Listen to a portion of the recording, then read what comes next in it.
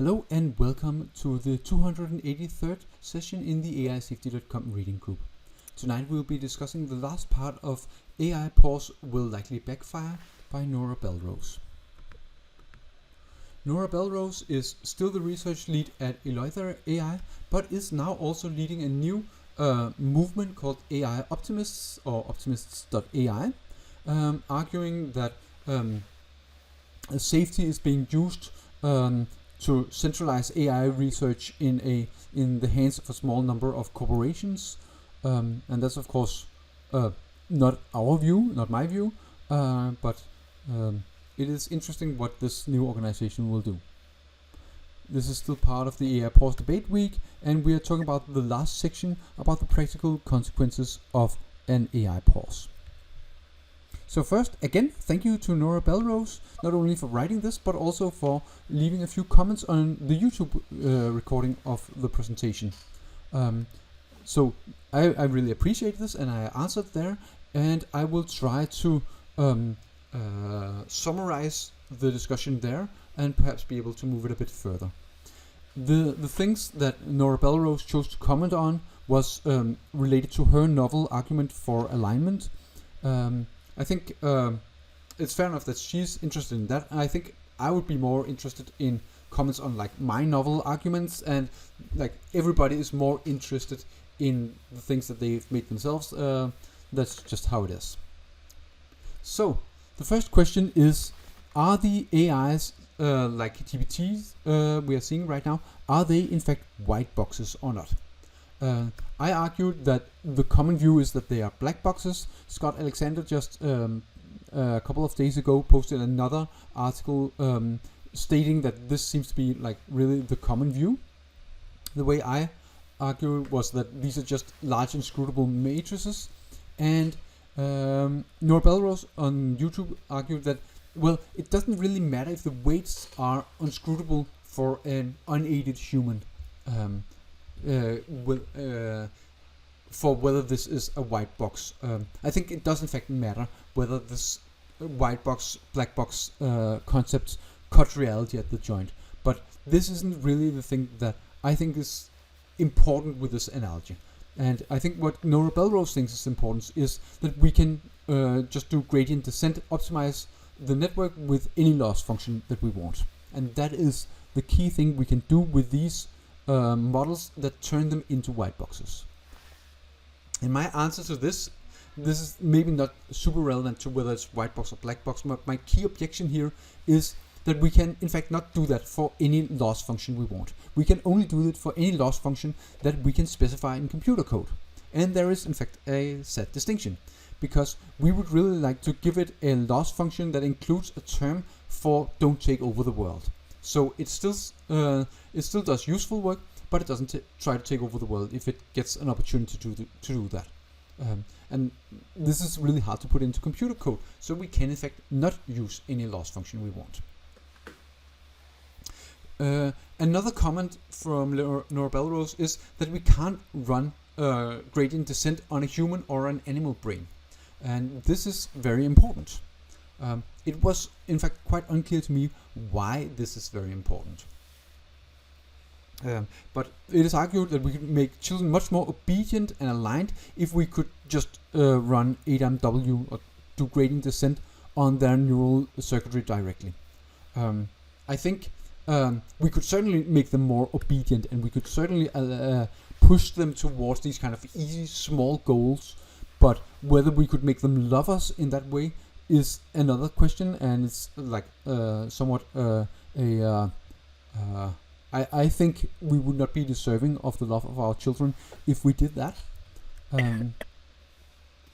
And finally, the statement that Nora Belrose is convinced that AI controllability will increase over time. And I agree, it probably will, but control and alignment are two very different things, and control will not scale when we get super intelligent AIs. The second comment thread was about black boxes, where I said that humans are in fact not really black boxes in the sense that we know our own values, we know our own emotions, and things like that. To that, Nora answered that this isn't really the key. We want to know the values of another intelligence, and this is a thing that then is stated, and that is like a black box. I want to give counterexample, and some of you may know who Fred Rogers is. He had a TV program for preschoolers called Mr. Rogers' Neighborhood, and he seemed like a really, really moral person.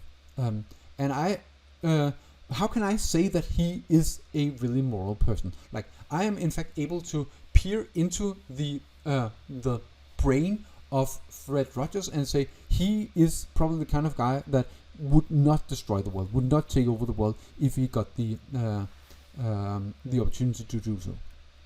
So that means at least I believe that there are many, many cases where you can make strong statements about the values of other people, and I think whether they want to take over the world, that's like the most important thing in this context, because that is the key thing that we can say about humans sometime that we cannot say about AIs. Nora Belrose answers that my definition seems to just be, if I have confidence in something, then it is a white box. Where her model is that if you can read and write the internals of the system, then it is a white box. Confidence, like the limitations of comments in YouTube are stark here, but one problem is that confidence can mean several things. You can say, I have confidence in you. That means that I believe that you will do the right thing. So that is one thing it can mean, but it can also mean like, I am confident in some kind of statement. I'm confident that this model will answer this kind of thing. It will have this property, this loop will terminate at some point. That's a different kind of things you can be confident in these kind of statements about properties. And to me, something being white box is not very much the first thing. Like, I can have a white box that is very evil, or that's not really the thing. The thing that makes something a white box is that you have some kind of interesting statements, some things you want to figure out, and then if it's a white box, then you can in general figure these things out, and if it's a black box, in general you can't figure these things out. And I would also emphasize again that most systems are gray. That there are very few systems where you can say absolutely nothing about the internals, and very few systems where you know everything there is about the internals. Finally, there was another comment by someone else, I didn't get the name, who says that humans understand humans because we are aligned, rather than because we can like interpret their actions and things like that. I think that is probably false. I could imagine, like I took Napoleon as an example, people can probably understand his psychology to a large extent, without necessarily being aligned with him, in the sense that we want to reinstate the French Empire and share these kind of goals with him. So that was that wasn't related to the thing we're reading and discussing at all. So let's talk instead. Before we get into that, I want to talk about how I think we should think about the consequences of an AI pause. And the way I would say this is that I'm against galaxy brain strategies. This is an old comic, like I'm doing 10,000 calculations per second and they are all wrong. And that's like the old classic straw man of a consequentialist. And I am in fact a consequentialist with a capital C, and I try not to do 1,000 calculations that are all wrong. And that means I follow some easy heuristics. One of them is the virtue of honesty. In general, you should be honest. I also like have rules for how I should communicate. You shouldn't like you should try to, when you communicate, have some kind of epistemic level communication where you don't just do it in a strategic sense. And also, like, the reason why I have these rules and try to be honest is because this very predictable has good consequences. But it's quite possible that someone could come up with an example where this does not hold. For instance, in this case, let's assume that you are following some kind of policy, or society is following a policy, and you think this could be better. We could change the current policy pi to pi star, and that would be better. But if I try to argue that, other people may misinterpret that or somehow get another bad policy enacted. So by telling the truth, I will actually end up with bad consequences. So what is my answer to this? My first answer is that if I think this, I'm almost certainly doing the wrong calculations. In general, if you are arguing for something, then that makes that thing much more likely, and it's not so. It's really uncommon that you get into local minimas for this kind of thing. And if you truly believe it's a problem, well, then you just state that you should do the good thing and you shouldn't do the bad thing. And that basically, as far as I can see, almost always fixes the problem. And so this is like my overall big objection to this chapter. And let's see how that what that looks like in practice as we go through. Realistic AI pauses would be counterproductive. Here, the Norbel-Rose distinguishes between ideal pauses and realistic pauses. So this is the thing that I'm trying to point to, that it could be that by arguing for an ideal pause, we will end up with a realistic pause proposal, and that would be bad. Is that a likely thing in my view? One of the places where I obviously differ a lot from Norbel-Rose is that I have a much higher probability of doom. That means that I see an AI takeover as something that is very likely and also very binary, in the sense that either we get a takeover or we don't get a takeover. So there is like no, we're not making things like a slightly worse. And I think in general it's fair to say that there are some pauses that are obviously bad, and probably nobody wants the obviously bad pauses. Like you could imagine some people say, okay, we have a pause that is like really counterproductive, and we just used that as a break for like 6 months while we figure out a better pause. So in that way, it is there are probably some people are arguing for a bad pause, but in general, I think like everybody wants the ideal pause, and nobody wants the realistic pause. So probably we will not get the bad pause.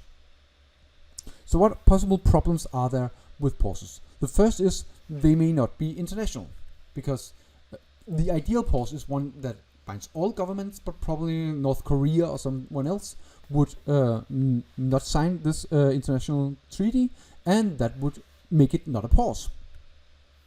I think it would in fact be a pause, because if you imagine that a country like North Korea is 5 years behind the state of the art, and you have a 4-year pause, well, that does not in fact allow North Korea to catch up. So in that way, a pause, like of course if you want to have it like a million year or indefinitely, then this statement holds. But for non-indefinite pauses, then it could potentially not be international and still be binding. Norbel-Rose argues that we are very unlikely to persuade all governments, and this sounds quite obvious a priori, but we need to remember that this is conditioned on us finding a way to convince like one country. Like we don't get any pause if we cannot convince like a single country, and in particular the United States is important.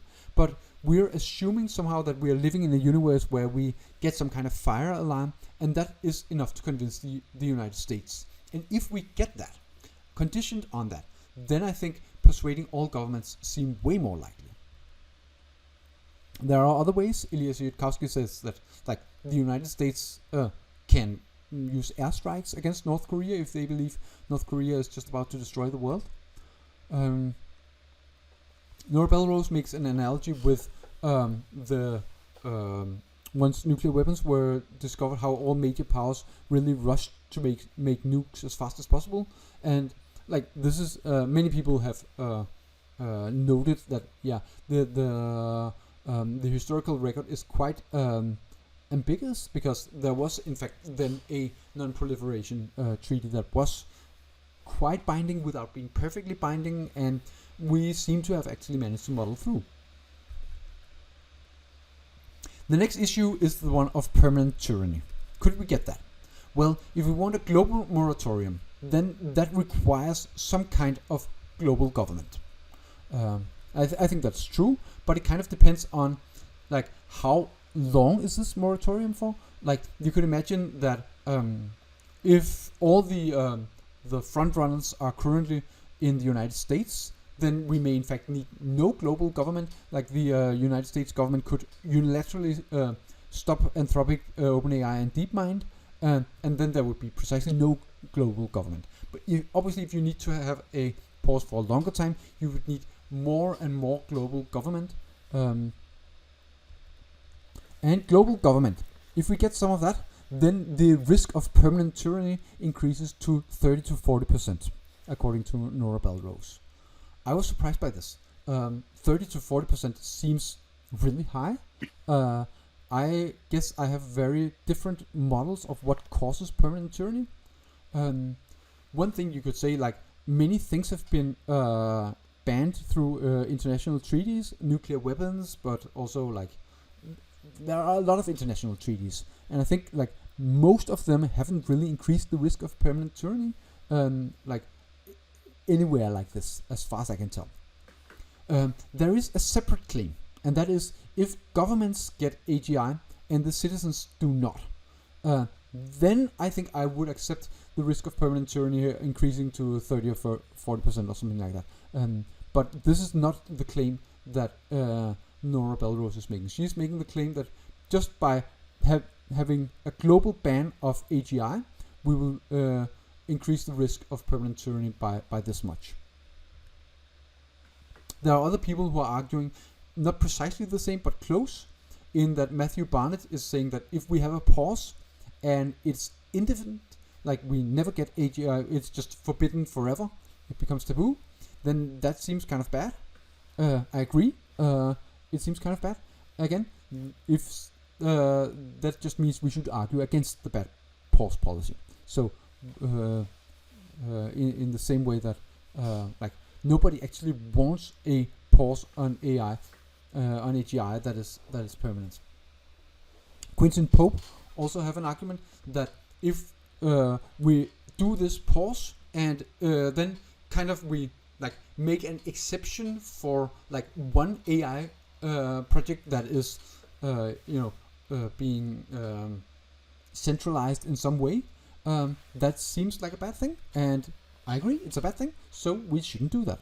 And I think like it's pretty obvious that these are bad things, and nobody really wants them except perhaps if there's one actor that seems like they can be the one to get AGI, then they would want it. But in general, like we should just argue against that, and if basically no one wants that, it's quite unlikely that we'll get it. I think there is a distinction here between how long the pause should be. We may start a pause and do alignment research and figure out, wow, this is really, really hard. We need to work for like 1,000 years before we can solve the alignment problem or something like that. Then, like, if you want to have them very long and very strict, that they could substantially increase the risk of permanent tyranny. A particular concern here is that if we start really late, like if we start when there is 20 years to AGI, then we probably won't need that much global government. If we start when there's just like the models are proliferated and everybody can just press to run the code, then yeah, we would need some really, really tyrannical to prevent people from just pressing a button. So the earlier we start, the less the risk of tyranny. The next objection is that realistic pauses won't include hardware. Many proposals for AI pause don't include a ban on new hardware research and development. So I looked at this, and Nora notes that actually the pause AI proposal, it does talk about hardware quite a bit.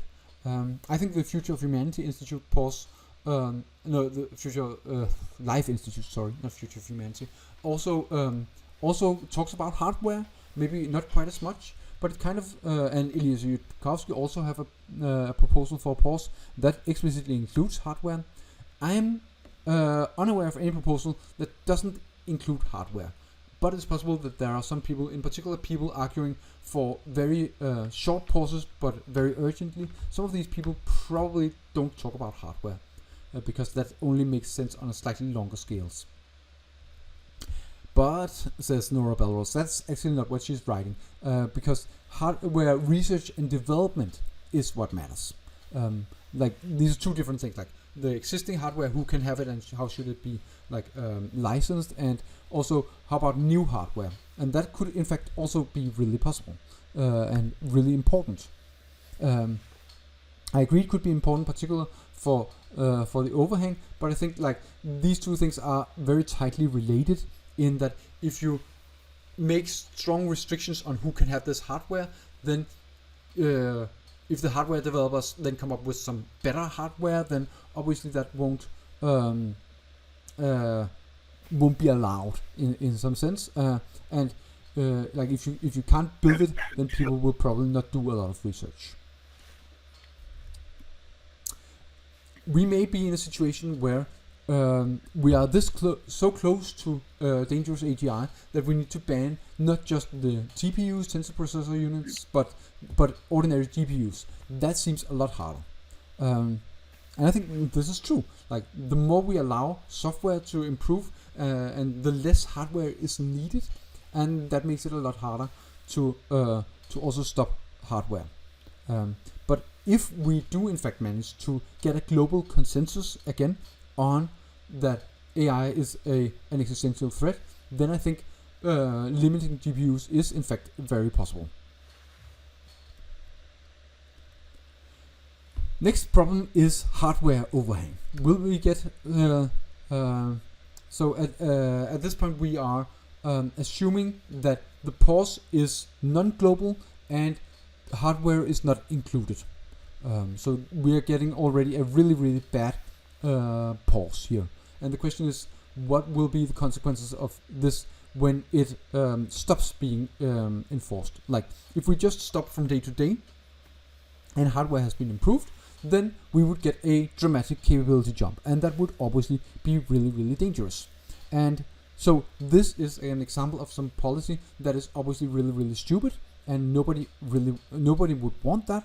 So the thing we need to do is to argue for like a better pause, and I think that is in fact quite possible, because nobody would want this thing to happen. But is it possible to do better if we just gradually unpause? That still means a faster capability increase than in the than if we never had a pause in the first place. This probably, hopefully, should be balanced out against the improvements in alignment that we get, and maybe it's worth it, and maybe it's not. But I think actually it's possible to drill deeper down into this. Nora Belrose strengthens her claim to this: AI progress in non-pause countries sets a deadline after which the pause must end. So the idea is, if China catches up, then we will need to stop the pause, because otherwise China will just overtake and build the dangerous AI. There's no point in it. I think in fact it is possible to lift the pause gradually, so we match the same velocity, so there is no overhang. And let me try to draw some graphs here to explain what I mean. So this is a graph. We have the time axis here, and we have the very nebulously defined capability on the y-axis. And you imagine that the United States is increasing like this, and China is, 5 years behind or something like this. And in this case, what would a pause look like? Well, a pause would look like, if it's only the United States that has the pause, it would be a horizontal line. But if we try to draw that here, so now there is a pause, it does not follow that when the pause is lifted, then the graph has to go just up to where it would have been. If we unpause gradually, it would in fact be possible to not have a faster increase in capabilities than we otherwise would. I think we can't do this. So I think my plan here is a bad plan. The problem is that we can't measure the capability. Like, we have absolutely no idea about what would be the capability of GPT-5. We have no ideas if, like, faster hardware will allow self-driving cars with transformers or something like that. We just don't know. That's a big part of the problem. So in practice, we probably can't do this, and the reason we can't do this is that AI is just too complex for us to understand what will be the required the results for capabilities. So we can't like precisely match the velocity here. A pause may be fragile. We have already found 3 problems. It may be that it's not global. It may be that it doesn't include hardware. It may end with an overhang. So it seems fragile. I think not obviously more than other policy proposals. Like you can easily imagine like tax proposals that you can implement in counterproductive ways, and then you just don't do that, right? In particular, I think the fact that all pause proposals have identified that this needs to be international and this needs to include hardware means that these points are in fact really, really obvious. So I don't think that makes it particularly fragile. Not ending gradually. I think that's less obvious. A number of people have talked about how to end it, but I will certainly grant that this is less obvious. And making a pause is non-trivial. More research certainly is needed on how to make a good pause. And there may be many other problems.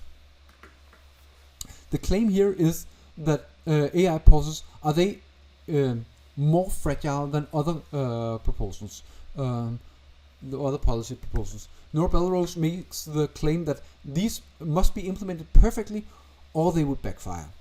I think this is incorrect. I think my intuition is that there's some kind of continuity. Like if we imagine that we get just a tiny bit epsilon of implementation mistakes, then it's slightly less. The pause may fail for this reason, but it's somewhat continuous. Like you imagine that North Korea is the only country that doesn't join. That's probably fine for shorter. And if a tiny bit of hardware progress is allowed, that's probably also fine. And if the ending isn't perfectly gradual, well, it will probably be worse, but probably the pause will achieve its goal. So I don't think it is fragile in this sense. Finally, Nora lists some of the likely consequences of a realistic pause that also needs to be considered. First is, we may see illegal labs within pause countries. This is totally a thing that could happen. Like I'm trying to imagine like the mafia, the mob trying to run large projects that the FBI doesn't find, or maybe like the cartels, the drug dealers or something like that. What are the reference class for people trying to do like big research projects under the nose of the FBI? I think this is really hard, but I don't actually have a strong model of this. Another thing is you could have brain drain. It's possible that Greg Brockman would be so angry with the pause that he will just go to China and build AGI there.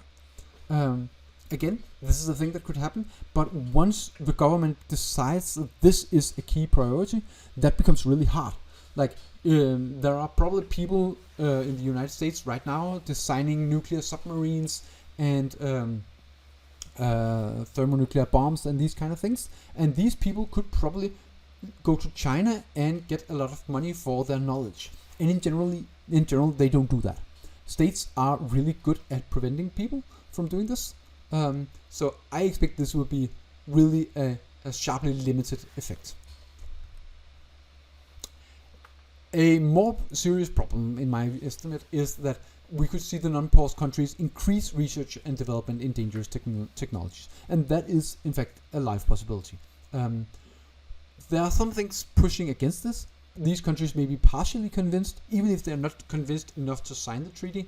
They may be like partially convinced. And there is also the possibility that they will be dissuaded by the threat of airstrikes.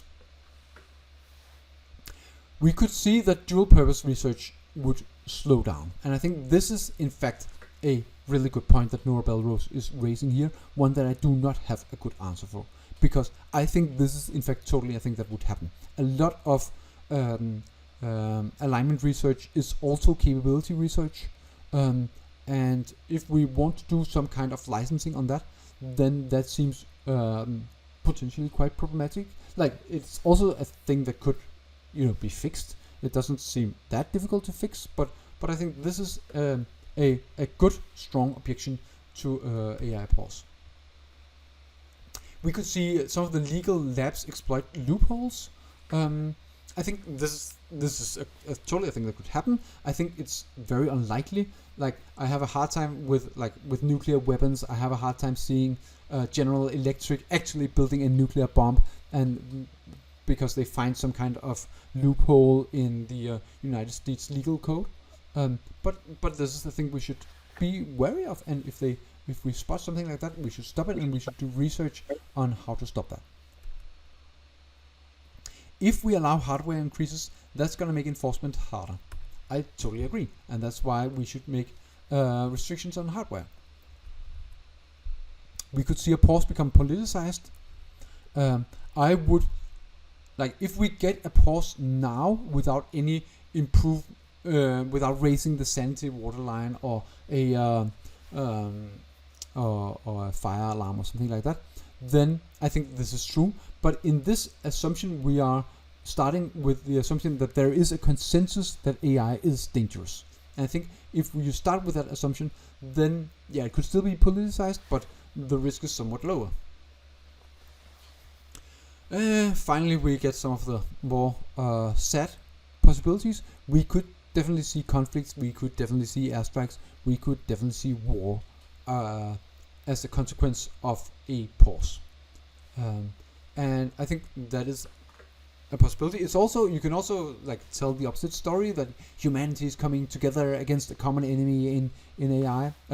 That's a thing that could happen. I am cynical enough that I do not in fact think this is a thing that's going to happen. I don't think that we will be able to do this, and the reason is that we can't reason well enough about this. We can't communicate this enough. Obviously I can't convince Nora, and that means that in general we can't convince each other on this. We can't reach a consensus, and I think unfortunately that's why we all die. So that's what I think is the likely consequence of the pause efforts. So finally, now we've gone through the entire article, I want to highlight some of the things that I think are most important for our ability to reach some kind of conclusion. The first thing I want to say is that our estimate on the probability of doom from AI is upstreams of basically everything. And if there was any way we could reach even a slight convergence on that, that would help a lot. I think, without being really sure, that Nora Belrose probably thinks the probability is 1%. And if I thought the same thing, I think I might also be against the pause. It's hard to really embody these kind of big updates and thinking in a different way, so I can't say for sure. I would be interested in if Nora somehow adopted my PDoom 95%, would she in that case be for a pause? Maybe. I don't actually know. Another thing that is really a difficult thing with this is that it seems like what things lead to global tyranny. I think that these simple international treaties probably don't do that. Something like governments having AGI and citizens don't having, that's something I see easily leading to global tyranny. It seems Nora Belrose and I are coming from two very different places, and it's quite possible that we could, learn from each other on this. I think in practice a problem for talking about this topic is that we have different definitions of alignment, and that causes so much friction. So many times where I say something that Nora Belrose don't agree with, and she says something I don't agree with, because we have different definitions of alignment. I tried to come up with a different word for the kind of alignment Nora Belrose is talking about, prison alignment. I don't really like that term very much, but I don't have a better, and I think this is something where perhaps some kind of improvement could be made. I think on a deep philosophical level, what Nora Belrose and I disagree with each other is this question: if you are very good at predicting something, is that the same as actually being that thing? I don't know how we can resolve this. Like, I can only, like, whenever I try to formulate this in a consistent way, it comes out with a thing that I don't think Nora Belrose would in fact endorse. I don't know how we can resolve this, but I think this is one of the key underlying philosophical differences. And then finally, in this part, if you're arguing for a good pause, what does that make a bad pause more likely? I think probably no, and this is probably a place where Nora Belrose and I also disagree very much, and perhaps could have a productive discussion. I think my idea of this is that this is a thing that happens. It's something that you should care about. It has a non-zero probability of happening, but it's quite small. I also have a feeling that I could be convinced on this either by theoretical arguments, or like if a lot of people could point out examples of this happening, examples of people arguing for something good and then they in fact get something bad. So I could be convinced on this. I hope, at least, that I would be a bad rationalist if I was impossible to convince. That is all for today. Thank you, and see you next time.